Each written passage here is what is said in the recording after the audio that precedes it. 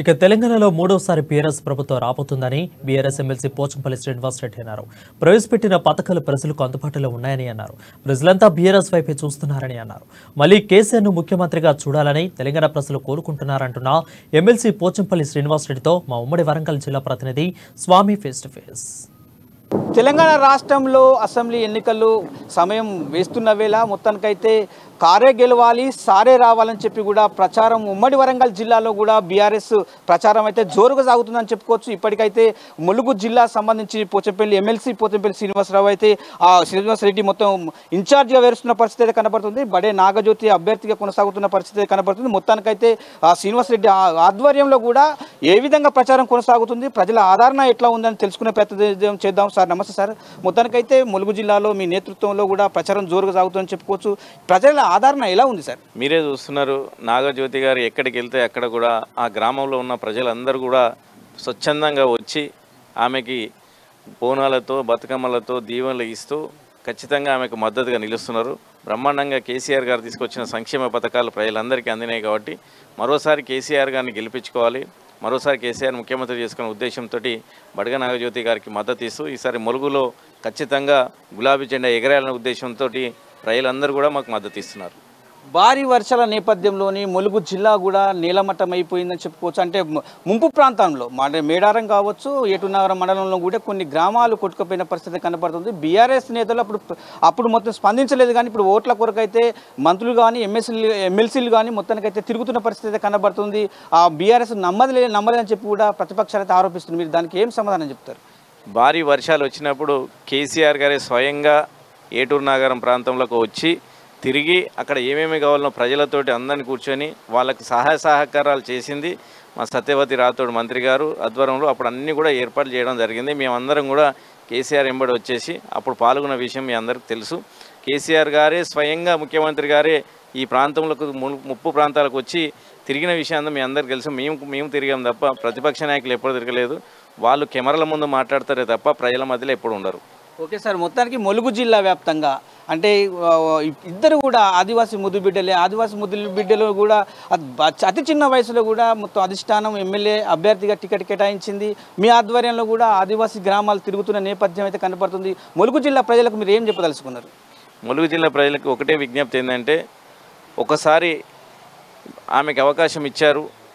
ఎందుకంటే ప్రభుత్వం కేసీఆర్ నాయకత్వం అనేక సంక్షేమ పథకాలు అభివృద్ధి పథకాలు చదువుతున్నాయి కాబట్టి మీ యొక్క అభ్యర్థి బీఆర్ఎస్ పార్టీ అభ్యర్థి ఎమ్మెల్యే అయితే మీకు చాలా అందుబాటులో ఉండి పనులు చేసే అవకాశం ఉంటుంది.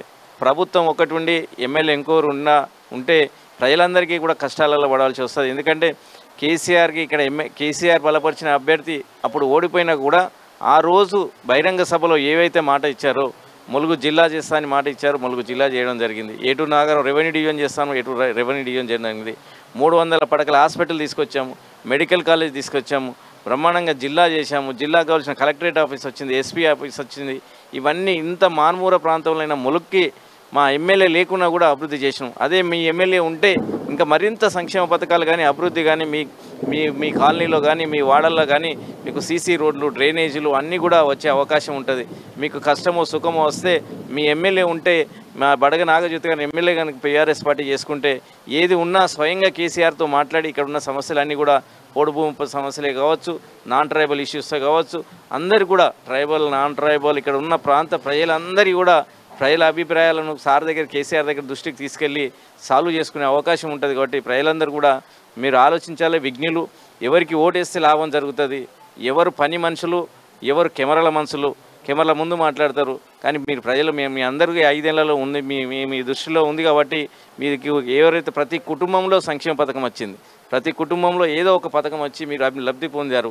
కేసీఆర్ ఉండడం వల్లనే ఈరోజు శాంతి భద్రతల సమస్య ఏ మాత్రం లేకుండా దేశంలోనే నెంబర్ 1గా శాంతి భద్రతల సమస్య ఉందంటే కేసీఆర్ నాయకత్వంలో.